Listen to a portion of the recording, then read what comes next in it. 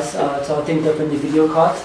Today we have a very special guest. Her name is Noni, our first female entrepreneur. So that's super exciting. It's always great to see young talent. So yeah, I guess straight into it. Welcome, Noni. Thanks for joining us. Thank you for inviting me. Cool. So I think, let's get straight into it. A little about you. What do you do? I know your company's name is BlackOlive House. And what's all that about?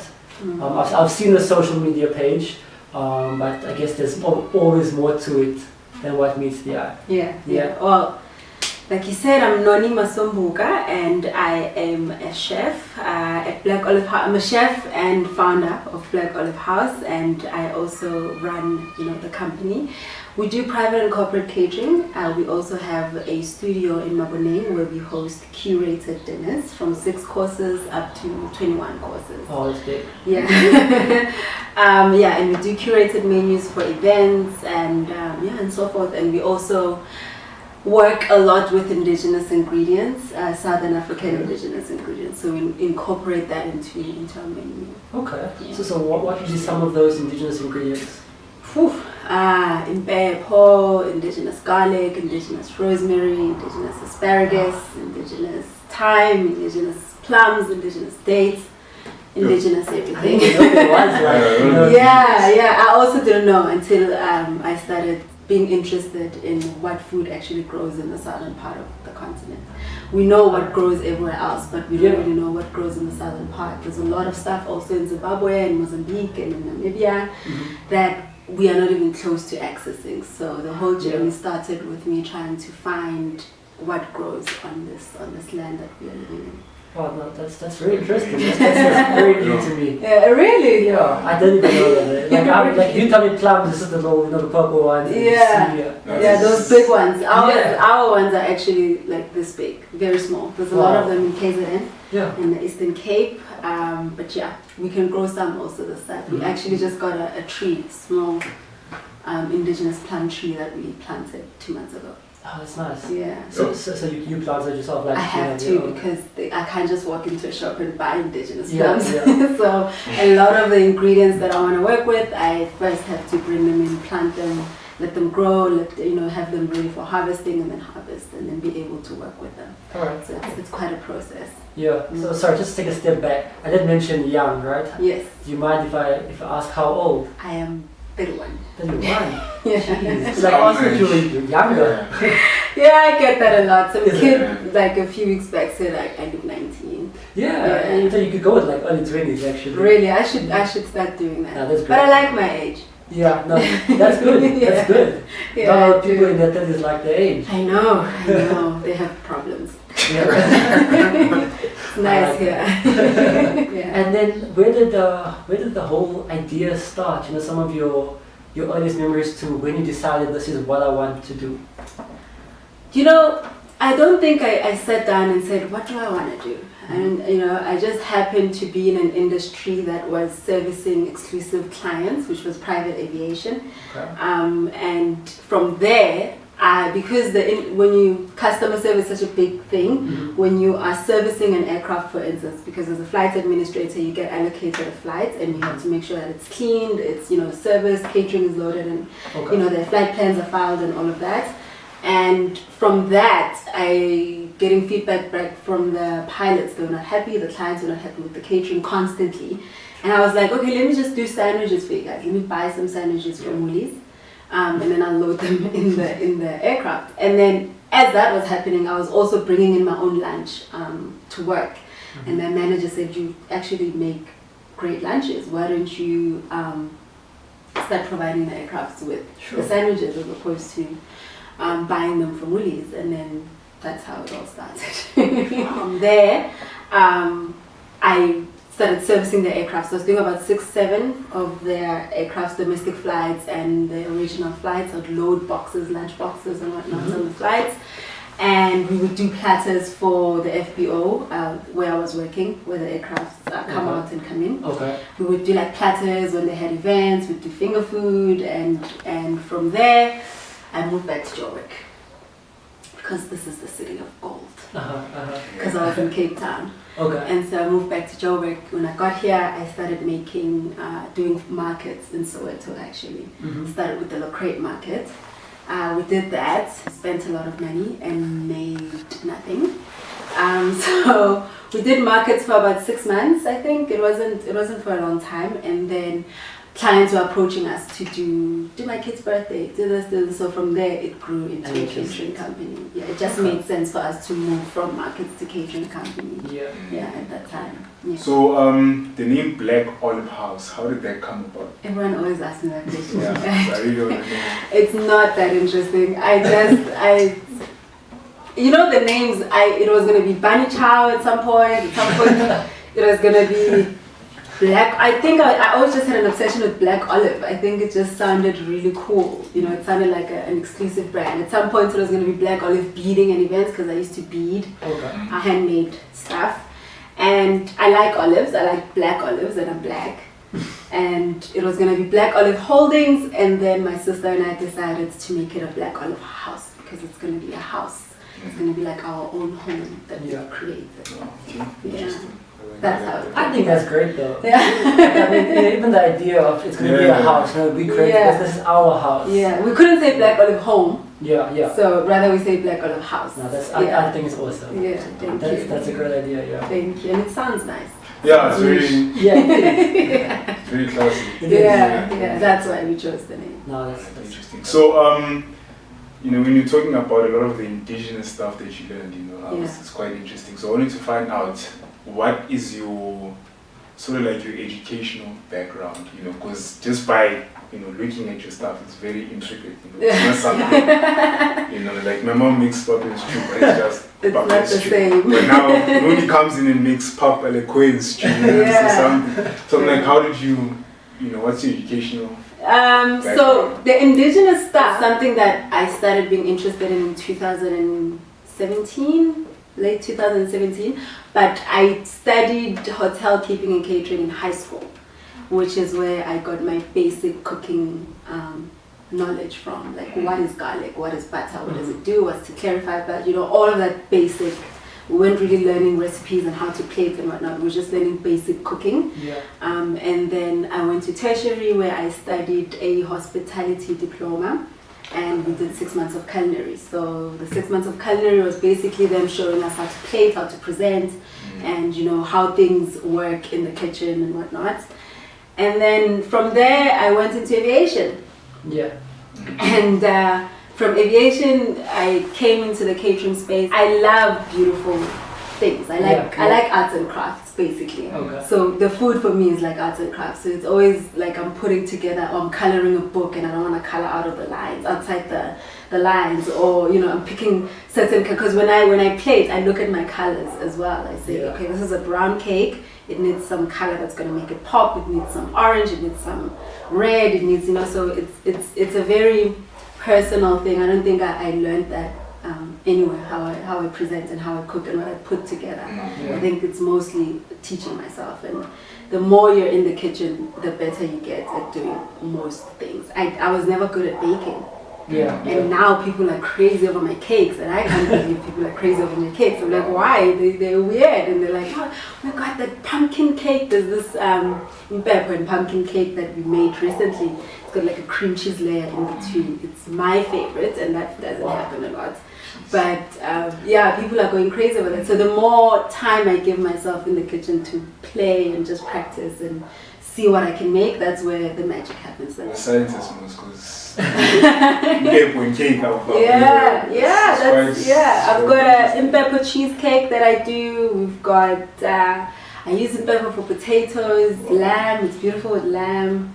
It's a lot that you can do with the herb. And how long did it take you to, like, you know, just to try these things out? Do you like actually go home and say, let me just try a dish real quick? Or do you actually like make time to practice? I don't make time. I just wake up, go to the studio.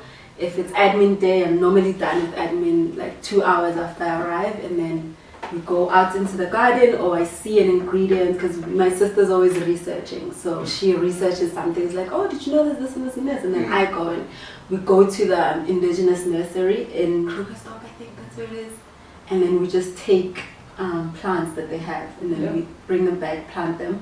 Once it's ready to harvest, that's when I take them and I start working with them, experimenting. And how old is BlackOlive House now? 2014, 6 years. 6 Yeah, years. that's 6 years. Wow, congrats. Yeah, Thank well done. you. The 5-year mark. The 5-year mark for any entrepreneur is interesting. Yeah, that's And for the viewers, she keeps referring to her sister. Her sister's actually in the house. Shout out. She's my other half. Yeah, for the research. She's the love of my life.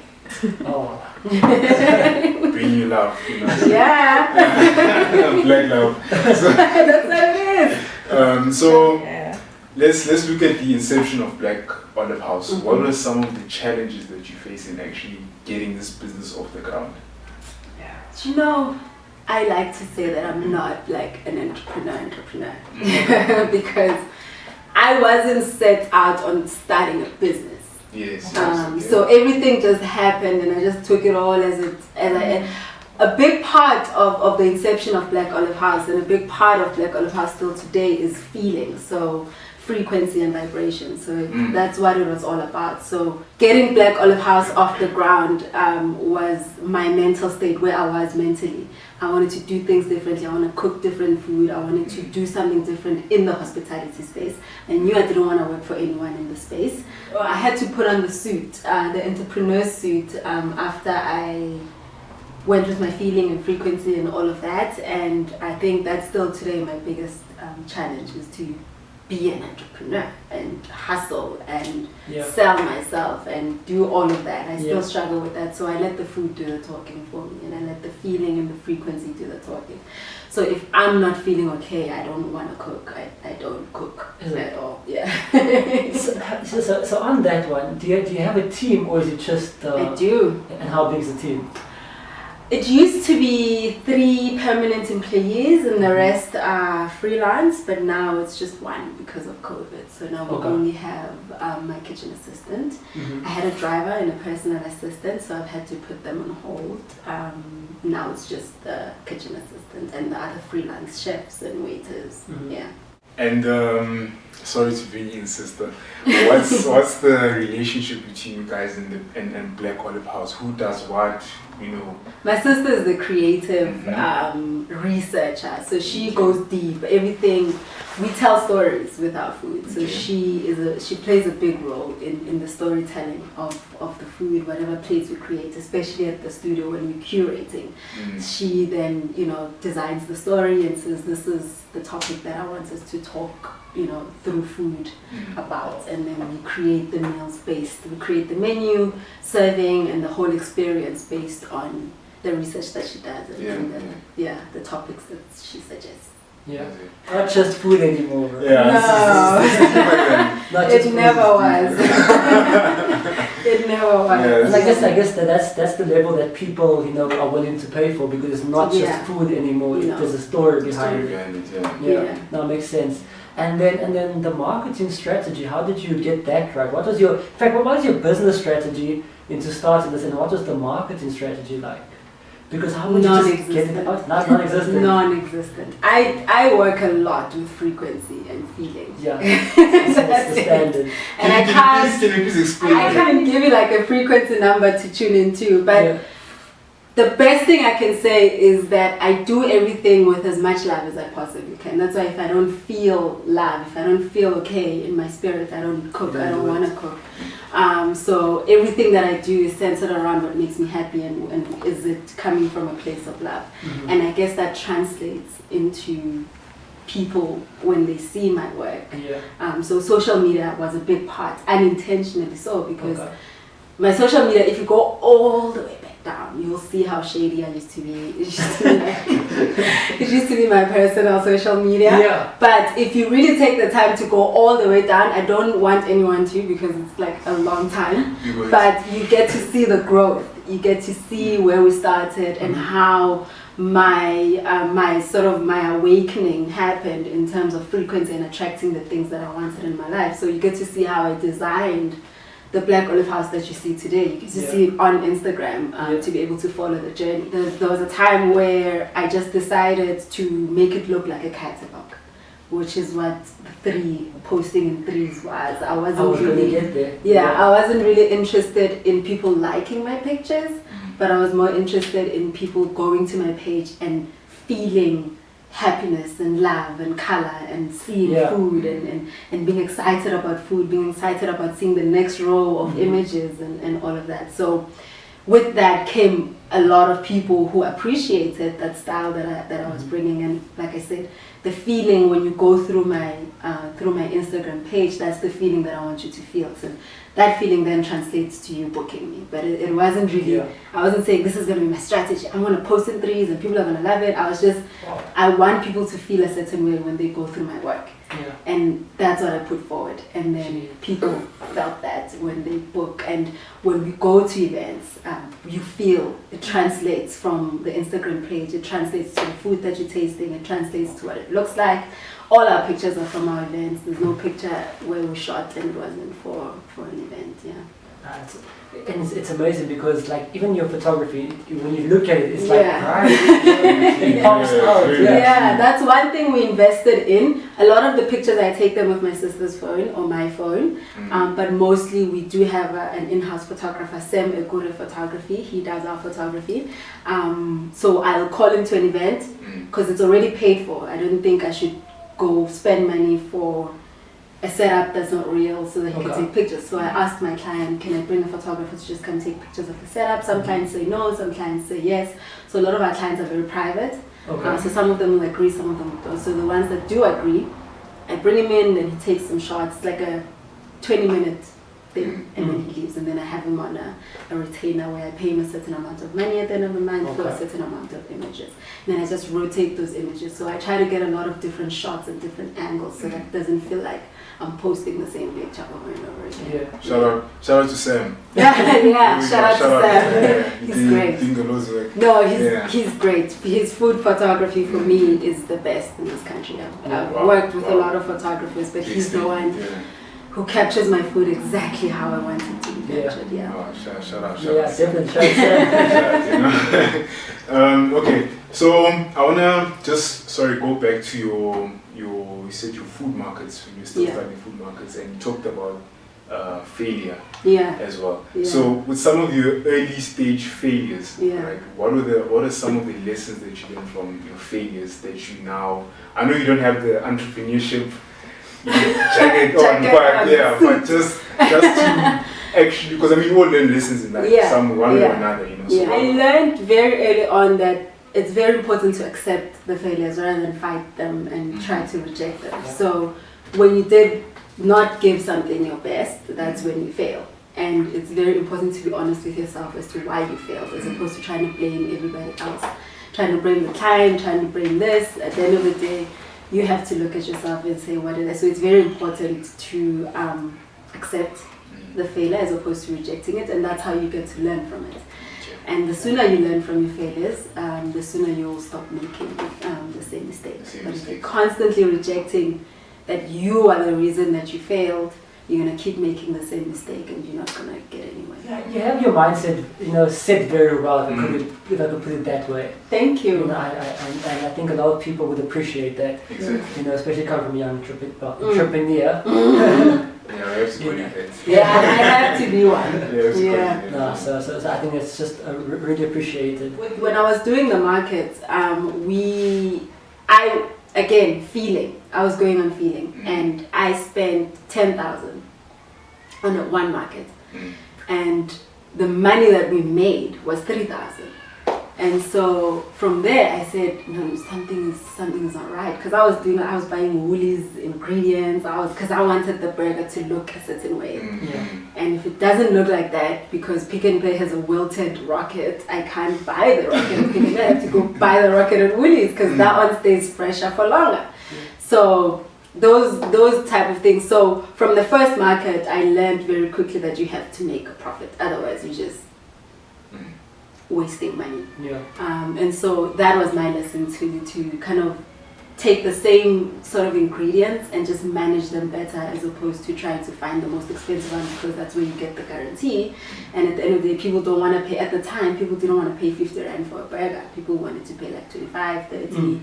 It was like, I didn't get it. That's also why I left markets. I was like, what? I put my all into this burger. Yeah. You should pay 50 rand. Actually, you should pay more. And yeah, that was one big lesson, to say that try to find, if something is working out to be too expensive, try to find an inexpensive way to do the same thing and still have the same kind of quality. Yeah, as opposed to trying to strangle yourself with costs. Oh. I'm actually wondering, like, I wonder what it's like doing grocery shopping with you. Ask my sister. I'm just like, it must be so. It takes longer than shopping for clothes. Nah, bro. I've gotten better at it. I'm actually very fast now, but yeah, at first when I was doing the Cape Town, the private jets, it would take me. I didn't even have a menu then. I would just say, they say, so what are we having tomorrow? It's like, I need to walk into a shop and see what they have. And then I can do your menu. So I used to go on what I'm seeing, and I was like, I'll put this and this and this together. So now I've gotten better because I have a menu. And I do a shopping list so that I don't get sidetracked. I do get sidetracked sometimes, but I think the 6 years of doing this has taught me to sort of discipline my mind, to not see the distractions of the new ingredient that you're not here for. But yeah, I've gotten better. That's cool. And then just a random question. What's your favorite place to eat? I don't have one. You don't? I do not I was have one. Yeah. It's really difficult because. Yeah, no, I don't have. And restaurants in Joburg are weird. They like, no. Hey, okay. You know, in case you wanna, interview a restaurant owner, Yeah, tell them the restaurants are weird. Hey man, I didn't say that. She said that. Yeah, they like weird. Competition's tough, guys. So with growing your brand and your business, tell us about like how you actually scale your brand, right? And you actually grew your brand to what it is right now. Yeah, so I didn't intend to become a successful entrepreneur. I didn't intend for BlackOlive House to become a successful business. I intended for me to do something that makes me happy every single day. That was my goal. And so how I did that was to choose BlackOlive House every day, because that's where I'm the happiest. Everything else happened as a result of that. So the growth happened as a result of that. I don't know any of my clients. All of them I've never met. They're not my friend's friend. I have a very small circle. Like my sister, my cousin, and my friend from high school. That's my circle. So everybody else that I service in my business is new. So that alone, and it's something that I want to challenge people who want to start businesses, or young up and coming entrepreneurs who are starting businesses, is to try to feel what you're doing, as opposed to just trying to get the numbers and scaling. And sometimes black businesses are not even ready to scale, and all of a sudden people are trying to scale and one part is not working right, so it's failing. And there's also this concept that you have to create a business that you're working outside of. Your business needs to be able to survive without you. I've never really understood that concept, especially for a young entrepreneur who's just starting. So many successful big corporate businesses, those people work in those businesses for a long time before they hire other people. So I feel like entrepreneurs just want to have a business, delegate, and come in and say, hey queen, do I have any messages? Can I have coffee? Do I have meetings today? Like it doesn't work like that. Yeah, it's not so like you have to actually choose it every day. And for us at BlackOlive House, and for me, I choose it every day, and everything else just happens, because that's how frequency works. Every time I wake up, I put out something that I want, a goal that I want to achieve. Even bookings, I put out that I say this month I want to make 50,000, on 2 caterings or on 1 catering, and that's exactly what happens.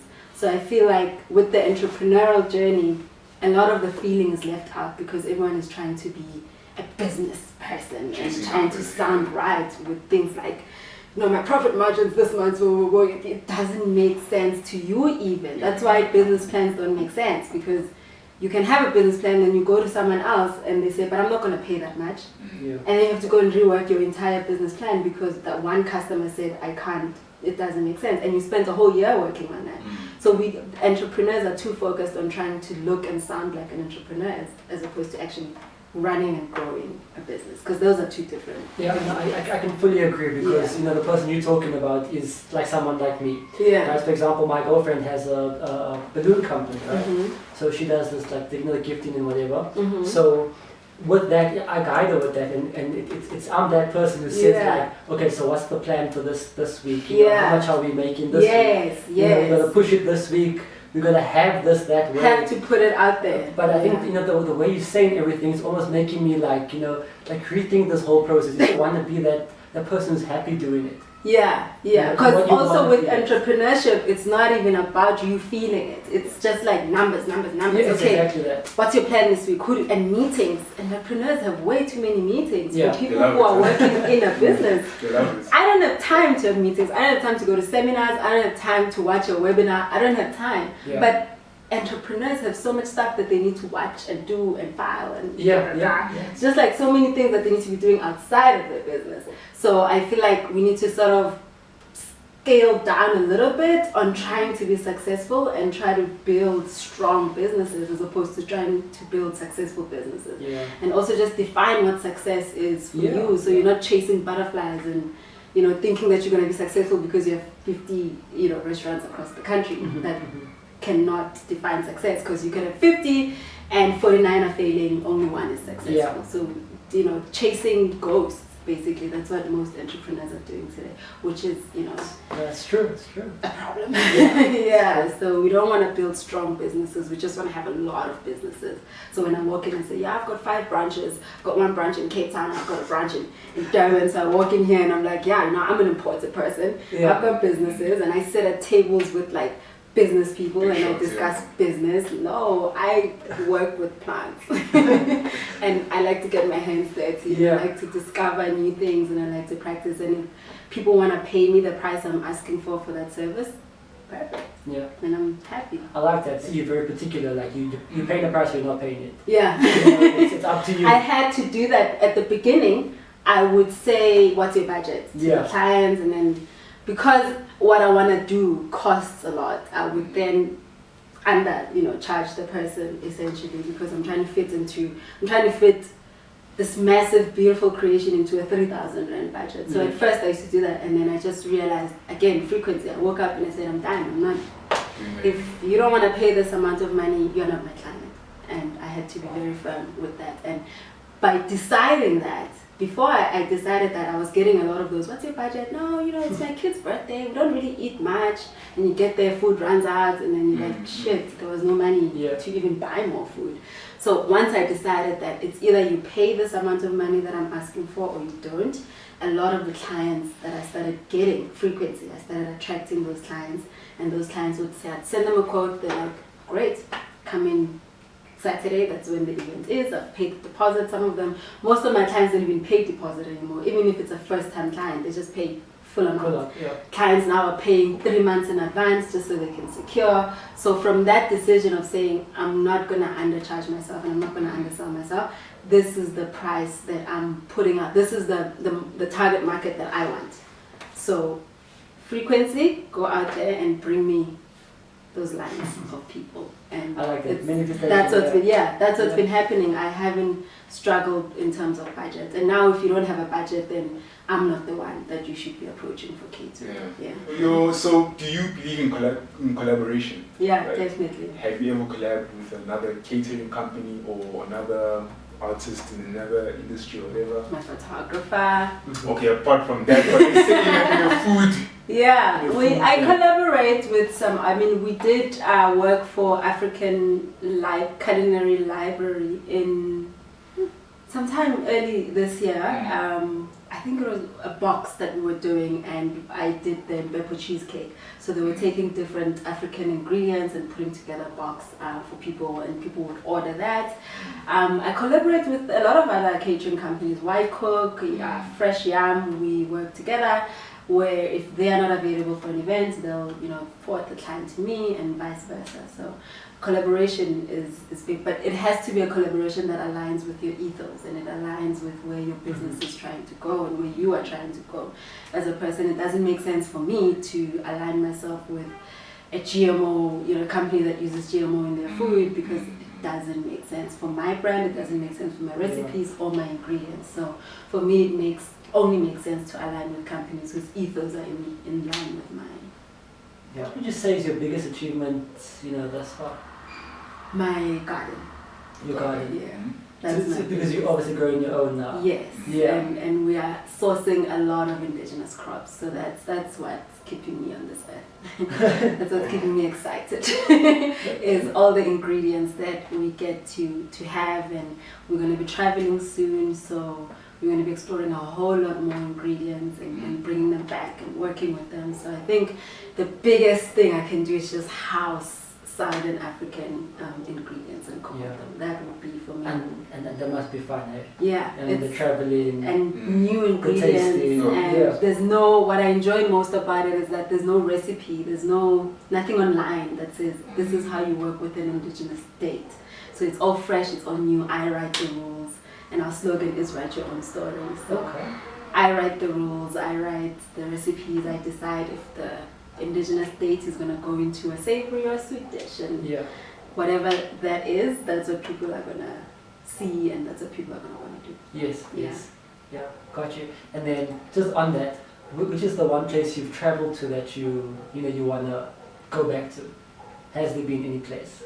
So I don't have an outside of the continent travel dream. Okay. But I do have a southern part of the continent travel dream. Oh, that's good. Just drive through the south, and I'm excited about that. Awesome.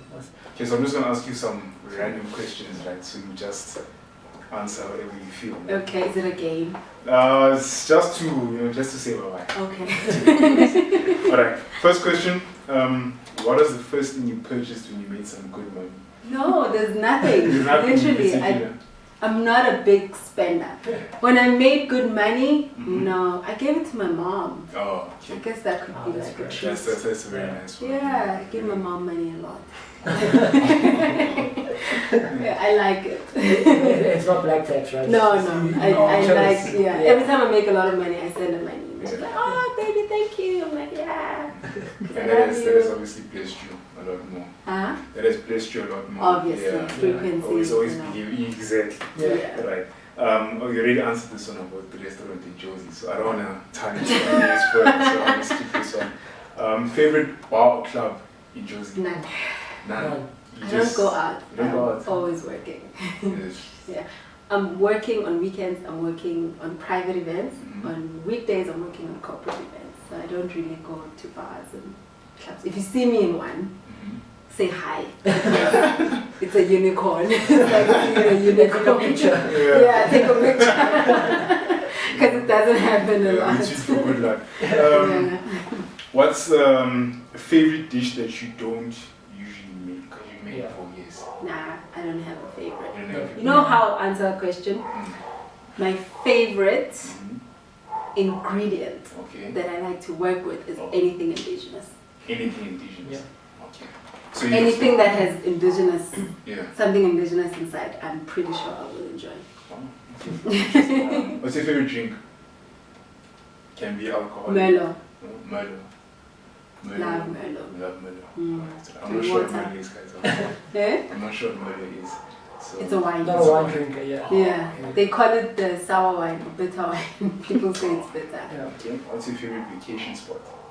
Anywhere there's trees. Anywhere there's trees. And water.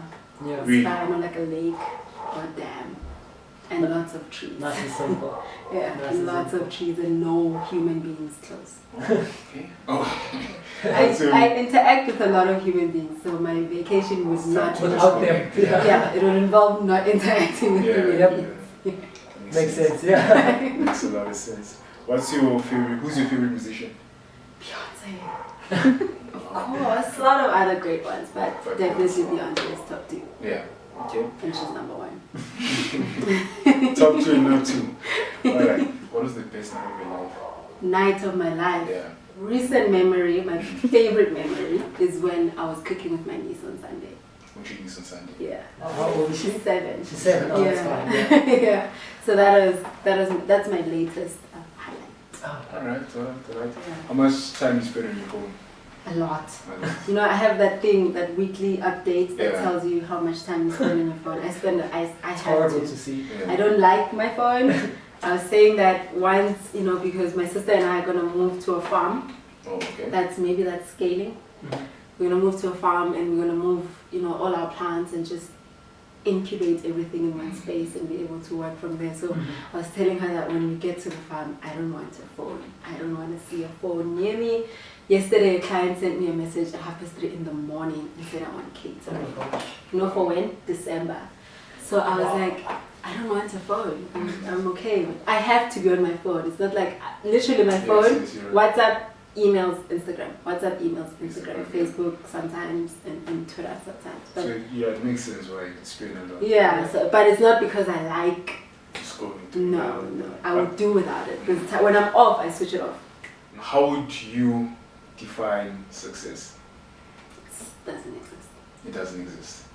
Right. It's an illusion. It's an illusion. Right. Like, I would like you to elaborate.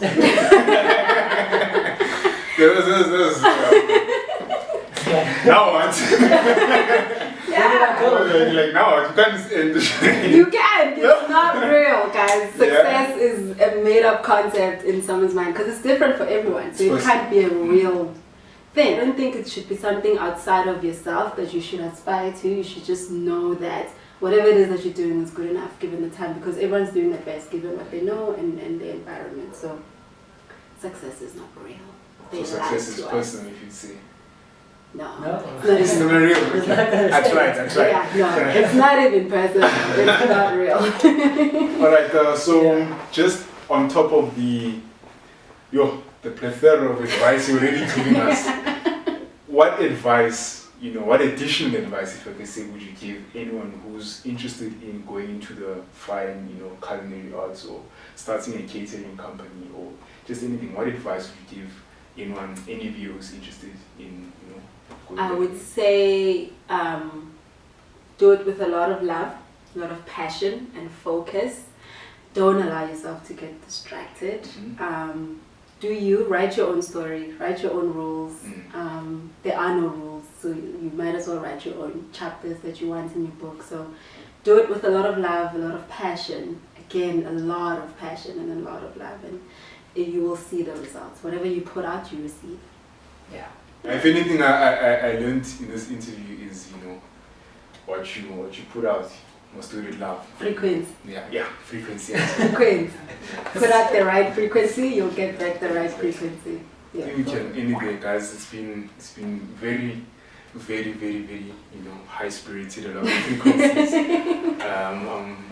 Entering, continuing this week with a new vibe, new energy. Thank you so much for pulling through. Thank you guys. On a very, I know you have a tight schedule, but we appreciate this. Hopefully, in fact, not hopefully, I know our viewers will appreciate the knowledge that you've dropped. This is by far for me probably the most knowledgeable. The most knowledgeable episode that we've had.